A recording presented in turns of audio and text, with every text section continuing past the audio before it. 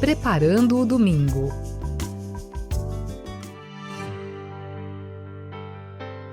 Alô, você que acompanha agora conosco o programa Preparando o Domingo. Bem-vindo, bem-vinda, eu sou Carlos André, nós vamos juntos refletir os textos do 25º Domingo do Tempo Comum. É a liturgia que nos convida sempre a nos aproximarmos da Palavra de Deus com um coração leve, aberto, disposto, disponível para aquilo que ela tem a nos ensinar, a nos apresentar, porque é sempre um rosto de Deus que se apresenta a nós através da Sagrada Escritura. Por isso convido a você a tomar um tempo de oração, de escuta interior, e para isso vamos invocar o Espírito Santo de Deus.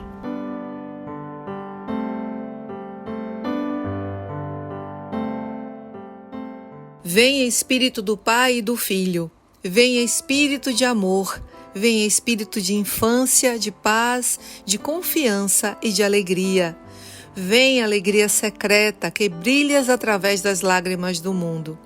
Vem Espírito Santo, vida mais forte que nossas mortes.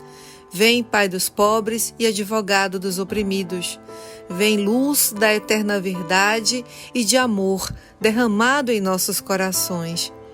Permanece em nós, Santo Espírito de Deus. Não nos abandones, nem no duro combate da vida, nem no momento em que tocarmos o final da caminhada. Vem, Santo Espírito de Deus. Amém. A primeira leitura é do livro do profeta Isaías e diz assim: Buscai o Senhor enquanto pode ser achado. Buscai-o enquanto ele está perto. Abandone o ímpio seu caminho e o homem injusto suas maquinações. Volte para o Senhor, que terá piedade dele. Volte para nosso Deus, que é generoso no perdão.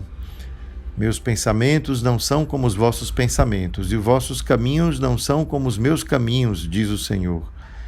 Estão meus caminhos tão acima dos vossos caminhos, e meus pensamentos acima dos vossos pensamentos, quanto está o céu acima da terra. Essa passagem do profeta Isaías mostra o quanto é importante cada um de nós refletir que o metro que Deus usa para olhar a nossa vida não é o mesmo metro que a gente usa tantas vezes para olhar a nós mesmos, quanto mais aquele metro que a gente usa para olhar a vida do outro, né? Nos nossos julgamentos, nossas críticas e até mesmo nossas condenações da prática alheia. E aqui o texto do profeta Isaías mostra que, apesar do convite à conversão dos ímpios, quem olha e quem conhece o coração dele é apenas Deus, porque só Deus tem pensamentos que nós não compreendemos. Isto é, a maneira como Deus julga, a sua justiça, ela ultrapassa a nossa capacidade de compreender. Por isso, nós devemos sempre nos colocar na atitude humilde de reconhecer as próprias limitações e assim perceber que Deus é generoso, Deus é bom. Deus é generoso no perdão, diz o profeta. Essa generosidade no perdão que Deus possui não é, quem sabe, uma fraqueza que alguns poderiam pensar em Deus, mas, pelo contrário, nos revela o quanto o perdão revela a sua força. É a capacidade de perdoar que faz alguém forte. Afinal, é fácil querer se vingar, é o movimento natural desejar retribuir o mal com o mal, mas desejar retribuir o mal com o bem só os fortes são capazes. Por isso que o perdão é uma característica daqueles que são capazes de serem nobres. Somente a nobreza de alma é capaz de perdoar. E assim, quando a gente não consegue fazer isso, é porque, na verdade, ainda precisamos crescer dentro de nós nesse gesto que nos assemelha a Deus, o gesto do perdão. E o perdão é algo que nos liberta, não é? Vimos na semana passada o quanto a libertação que nós alcançamos graças ao perdão é algo importante. Mas aqui nós vemos que o perdão tem uma outra face, que é a face daquele que é generoso ao perdoar. E somos convidados a imitar Deus nesse gesto, né, de generosidade. E esse texto da profecia de Isaías, ele é lindo porque ele diz: Deus é generoso no perdão. E é justamente aquilo que nós vamos encontrar em Jesus. Jesus vai nos revelar, vai nos fazer compreender ainda mais profundamente de que generosidade é o perdão de Deus, de quão grande é essa generosidade de Deus ao nos perdoar. E é assim que o Salmo, então, nos faz perceber que o perdão que Deus nos oferece revela o quanto ele está próximo. O Senhor está perto da pessoa que o invoca. É assim que diz o Salmo. Isto é, se cada um de nós invocando a Deus, pedindo a Ele o seu perdão, Ele vem, Ele está próximo, Ele não se afasta, Ele não vira o rosto, a quem busca esta reconciliação da parte de Deus. Apesar da justiça, Deus é justo, mas Ele é bom. É a sua bondade que supera toda a justiça. Por isso, Ele não nos devolve segundo as nossas ações. Ele nos supera, porque Deus é maior do que nós. Você já pensou se Deus estivesse medindo a sua bondade a partir da nossa própria capacidade de perdoar, ou quem sabe de ser bom, ou até mesmo nossa capacidade de nos converter? Deus nos supera em todos os sentidos. É aqui então que a gente vê a beleza da carta de São Paulo aos Filipenses, que diz assim: irmãos, Cristo vai ser glorificado no meu corpo, seja pela minha vida, seja pela minha morte. Pois para mim o viver é Cristo e o morrer é lucro. Entretanto, se o viver na carne significa que meu trabalho será frutuoso, neste caso não sei o que escolher. Sinto-me atraído para os dois lados. Tenho o desejo de partir para estar com Cristo, que para mim seria de longe o melhor. Mas para vós é mais necessário que eu continue minha vida neste mundo. Só uma coisa importa: vivei à altura do Evangelho de Cristo. Olha que maravilha essa frase que São Paulo nos deixa. Vivei à altura do Evangelho de Cristo. Não vamos nos contentar com metade do Evangelho, não, é a altura do Evangelho. Isto é, se o Evangelho de Cristo é aquele que nos ensina a alegria do perdão, do encontro com o outro, a alegria de perceber que Deus nos fez todos irmãos e, portanto, somos convidados a construir uma sociedade mais fraterna, mais justa e, portanto, mais pacífica, obviamente, né? A paz é outro nome da justiça, já dizia Paulo VI em uma das suas encíclicas. E por isso mesmo a gente, e aliás, antes dele, né, o profeta Isaías já vai falar disso, né? Outro nome da paz é a justiça. Então, cada um de nós, quando nos damos conta dessa realidade, percebemos que o que mais desejamos é, de fato, unir a nossa vida inteira àquele que nos chama, àquele que nos ama. Então, este desejo de união profunda, total com Deus, faz com que Paulo diga que seja ele viver ou morrer, tanto faz, porque o que ele quer mesmo é estar com Cristo. Sim, como para ele viver neste mundo é Cristo, morrer para este mundo é lucro. E não necessariamente Paulo estaria sempre se referindo aqui a esta vida após a morte, né? Ele está falando dessa vida que a gente leva agora. Quando morremos para os nossos desejos mundanos, vamos dizer assim, né? Só para a gente associar este desejo, que é aquele que nos leva à cobiça. Esse é o desejo mundano.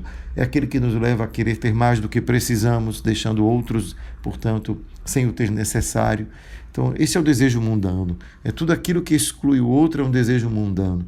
E aí Paulo vai dizer assim, né? Morrer é lucro. Morrer para tudo isso é o maior lucro que cada um pode obter na vida. E perceber que viver para Cristo, viver pautando a sua vida naquilo que o Evangelho nos ensina, é então aquilo que é a nossa maior alegria. E daí ele vai concluir: vivei à altura do Evangelho de Cristo, né? Vivei parecidos com Cristo.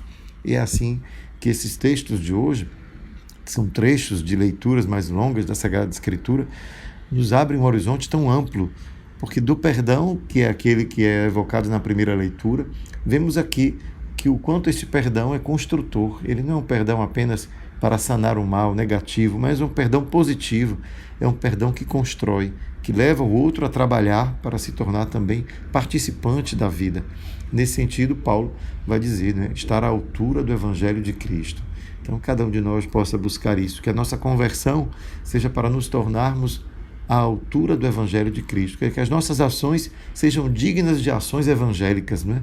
Podemos dizer que cada um de nós, quando age segundo o Evangelho, então agimos como Cristo agiu. Esse é o convite que toda conversão nos faz.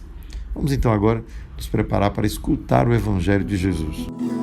Aleluia, aleluia, aleluia, aleluia, aleluia, aleluia, aleluia, aleluia. Evangelho de Jesus Cristo, segundo Mateus. Naquele tempo, Jesus contou esta parábola a seus discípulos. O reino dos céus é como a história do patrão que saiu de madrugada para contratar trabalhadores para a sua vinha. Combinou com os trabalhadores 1 moeda de prata por dia e os mandou para a vinha.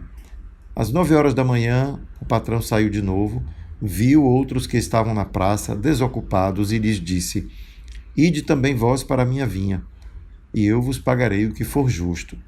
E eles foram. O patrão saiu de novo ao meio-dia e às 3 horas da tarde fez a mesma coisa. Saindo outra vez pelas 5 horas da tarde, encontrou outros que estavam na praça e lhes disse: por que estáis aí o dia inteiro desocupados? Eles responderam: porque ninguém nos contratou. O patrão lhes disse: ide vós também para a minha vinha. Quando chegou a tarde, o patrão disse ao administrador: chama os trabalhadores e paga-lhes uma diária a todos, começando pelos últimos até os primeiros. Vieram os que tinham sido contratados às 5 da tarde, e cada um recebeu uma moeda de prata. Em seguida vieram os que foram contratados primeiro, e pensavam que iam receber mais. Porém, cada um deles também recebeu uma moeda de prata. Ao receberem o pagamento, começaram a resmungar contra o patrão. Estes últimos trabalharam 1 hora só, e tu os igualaste a nós, que suportamos o cansaço e o calor o dia inteiro. Então o patrão disse a um deles: amigo, eu não fui injusto contigo. Não combinamos uma moeda de prata? Toma o que é teu e volta para casa. Eu quero dar a este que foi contratado por último o mesmo que dei a ti. Por acaso não tenho o direito de fazer o que quero com aquilo que me pertence? Ou estás com inveja porque estou sendo bom? Assim os últimos serão os primeiros e os primeiros serão os últimos. A parábola que acabamos de escutar fala de um homem que contrata empregados para trabalhar na sua vinha. E aí, quando nós escutamos na Bíblia a vinha, todos nós já devemos imaginar, a vinha é o povo de Deus, né? O povo de Deus que no Antigo Testamento se chamava Israel, e este povo de Deus que a gente, desde que Cristo nos anunciou o seu Evangelho, chamamos de igreja. O povo de Deus, os cristãos, mas assim também como os judeus, a quem a vinha era a metáfora mais comum entre os profetas para se referir a Israel. Então a gente já sabe, estamos falando aqui desta comunidade. E é lógico que quando nós lemos certas parábolas em que tem um patrão, um pai, um chefe, a nossa imaginação vai logo para Deus, o Senhor, o Pai Todo-Poderoso. Mas cada vez que a gente vê isso em uma parábola, a gente tem que ter cuidado. Afinal, é uma parábola, é uma comparação. Não estamos ali vendo Deus mesmo na figura de um patrão, Deus mesmo na figura, às vezes, de um pai severo. Então, na verdade, é a imagem que o texto nos oferece para que a gente entenda a lição que ele está nos trazendo. E aqui, um outro detalhe desse texto é que nós percebemos que há uma semelhança muito grande com aquela outra passagem que encontramos no Evangelho de Lucas, do filho pródigo. Assim como aquele pai foi generoso em perdoar o seu filho que havia gastado os seus bens, e o seu irmão mais velho, com inveja, não quis entrar em casa, e o pai teve que conversar e convencê-lo de que é a sua bondade, a generosidade do pai que conta e não o pecado do irmão. Assim também vemos no Evangelho de Mateus, Jesus que vai ensinar ao povo, dizer que o que conta mesmo é a bondade de Deus, a sua generosidade em perdoar, em acolher, e não apenas aquilo que cada um de nós possa já ter feito de bom na vida. Deus é muito maior do que toda bondade que a gente possa um dia, quem sabe, se dar conta que foi capaz de realizar. Deus é mais do que a nossa bondade. Deus é mais justo do que tudo que nós podemos saber ou fazer como justiça. Se Deus supera-nos em tudo, nos supera também na capacidade de perdoar e, portanto, de conhecer profundamente o coração. É ali, então, que essa parábola que Jesus conta vai atacar justamente aqueles que são de coração mais mesquinho, ou quem sabe mais orgulhoso, vaidoso, invejoso, ou tudo aquilo que não é exatamente o jeito de Deus agir.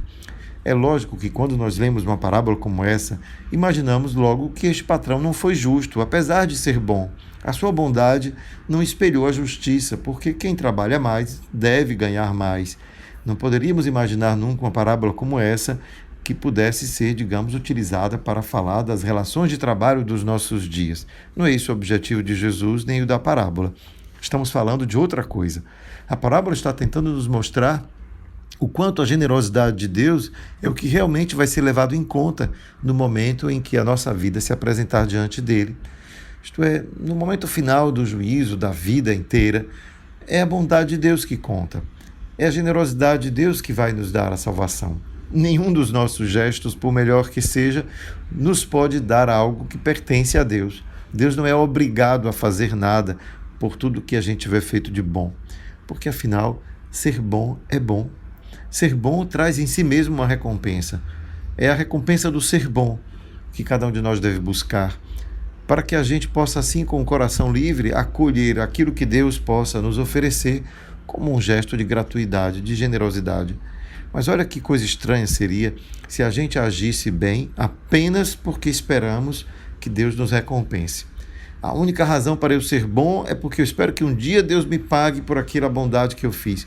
O quanto seria ridículo imaginar que Deus estaria obrigado a nos dar qualquer coisa, quando Ele já nos deu a vida, já nos deu tudo, né? Nós não temos nenhuma pretensão com as nossas ações de receber de Deus mais do que o que Ele já nos deu. Quando temos esperança na vida eterna, é uma esperança que se assemelha àquela de Paulo, que nós lemos na carta aos Filipenses, para dizer: eu quero tanto este encontro com Deus, que o que eu mais desejo é estar com Ele, que nem sei mais se o que eu quero é permanecer aqui ou não. Ou, de outra forma, para a gente entender que a vida que eu tenho aqui, enquanto ela não morrer para mim mesmo, para que eu possa, de alguma maneira, perceber a alegria que há em ser semelhante a Cristo, então eu não vou encontrar recompensa em lugar algum. Isto é, não é uma recompensa que nós deveríamos esperar a morte para receber. É uma recompensa que vem-nos justamente pelo fato que encontramos no perdão, na bondade, na generosidade, uma razão para viver, uma razão para dar sentido à vida. E encontramos uma satisfação em fazer assim, uma satisfação que é interior, porque nos faz de alguma maneira semelhantes a este Deus que é bondoso, que é generoso. Então queremos nos assemelhar, queremos imitar o jeito de Deus ser. É isso que nos traz a felicidade e é essa a nossa paga. De maneira que quando Jesus na parábola diz: você não recebeu o que eu prometi, isto é, ser bom um dia só da sua vida e ser bom a vida toda tem a mesma recompensa, a satisfação de ter sido bom. Se eu fui bom a vida toda, recebi a vida toda a satisfação da bondade que pratiquei. Se eu fui bom somente no final da minha vida, consegui pelo menos experimentar uma vez na vida a alegria de ser generoso e bom. Portanto, a paga será sempre a mesma, porque faz parte da própria realidade que ela contém. Isto é, a realidade de ser bom é receber a satisfação por esta bondade. É bom ser bom. E é bom, então, portanto, perdoar, porque a graça do perdão volta para nós como uma sensação de liberdade, de alívio, de consolo, de conforto, e tudo aquilo que o perdão, que a gente nem imagina, traz. Mas enquanto a gente fica apegado no nosso desejo de vingança, é claro, não experimentaremos jamais a bondade, a paz que o perdão traz. E somente para falar um aspecto da bondade de Deus. Afinal, a bondade de Deus é mais até do que o seu perdão. Deus se manifesta bom ao nos recompensar cada dia por termos tentado ser semelhantes a Ele. Buscar viver, como São Paulo dizia, à altura do Evangelho. Essa é a grande recompensa que nós podemos receber de Deus. E tudo mais que vier a mais será somente fruto dessa imensa generosidade de Deus que quer que nós estejamos cada vez mais próximo a Ele, porque essa união com Deus é o que satisfaz o seu amor e que deve um dia também satisfazer o nosso. Então, que a gente entenda essa parábola como uma grande alegoria, uma grande parábola, né? Uma grande metáfora daquilo que é essa bondade de Deus que supera a nossa e, portanto, somos convidados a agir conforme o Evangelho e descobrir nisso mesmo a nossa recompensa, deixando que a Deus, que cabe tudo, possa um dia nos dar aquilo que é da sua generosidade, da sua bondade. Viver assim é o que significa viver segundo o Evangelho. Que Deus nos ajude, portanto, a não deixar que a gente se iluda em relação aos dons que Ele nos deu, mas muito pelo contrário, tenhamos a coragem de viver conforme o Evangelho, acreditando, confiando de que a nossa recompensa já está em praticá-lo. Obrigado, Senhor, pelo dom da vida, obrigado pela generosidade com que nos acolhes a cada dia, apesar das nossas faltas, limitações, nosso pecado. Agradecemos pelo dom da nossa existência e dá-nos a alegria de ser assim generosos e assim descobrir o quanto na generosidade do amor é que nós podemos encontrar toda a satisfação que o amor pode nos dar. Abençoa-nos hoje e sempre, Pai, Filho e Espírito Santo. Amém. Fica a dica! A dica da semana é experimentar a alegria de ser generoso. Descubra em que você poderia, nesta semana, fazer um gesto de generosidade, em que, sem ser exigido, sem ser pedido, você possa oferecer o seu serviço, a sua alegria, ou quem sabe mesmo, de alguma forma, colaborar para o bem de uma outra pessoa. E descubra a alegria de ser generoso a alegria de ser semelhante ao modo como Deus age conosco. Fica a dica. Preparando o domingo.